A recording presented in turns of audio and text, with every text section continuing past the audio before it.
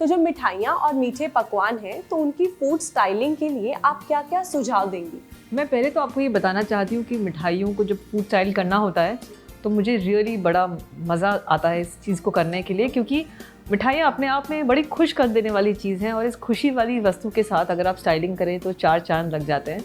तो जब हम फूड स्टाइलिंग करते हैं तो हमें इस बात का ध्यान रखना पड़ता है कि उसके ऊपर हम जो भी डेकोरेशन डालें, जो मिठाई है उसको उभार कर लेकर आए। तो हमारी जो इंडियन मिठाइयाँ हैं खास करके सैफरन कलर या येलो कलर में रहती हैं।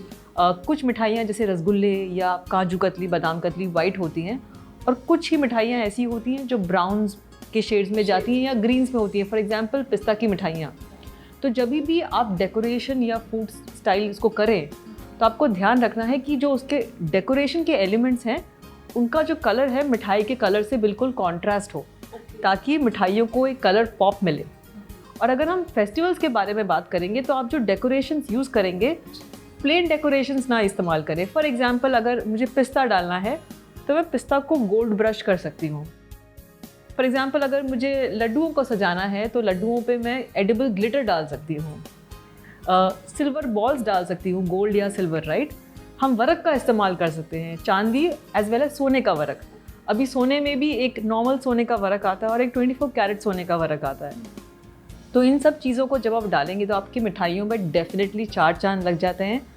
हम केसर का उपयोग कर सकते हैं, और आजकल तो मैं कई बार रोज़ बड्स या ड्राइड रोज़ पेटल्स का भी इस्तेमाल करती हूँ, खास करके मेरे बादाम या काजू की कतलियों के ऊपर, क्योंकि ऑफ वाइट कतली के ऊपर जब हम एक रेड कलर का एक रोज़ बड डालते हैं तो मिठाई रियली उभर के आती है।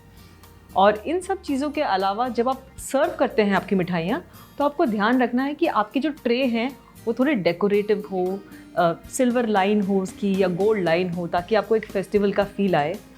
इसके साथ ही क्योंकि अब दिवाली आने वाली है तो आप टी लाइट्स भी यूज़ कर सकते हैं, आप फ्लावर्स का इस्तेमाल कर सकते हैं।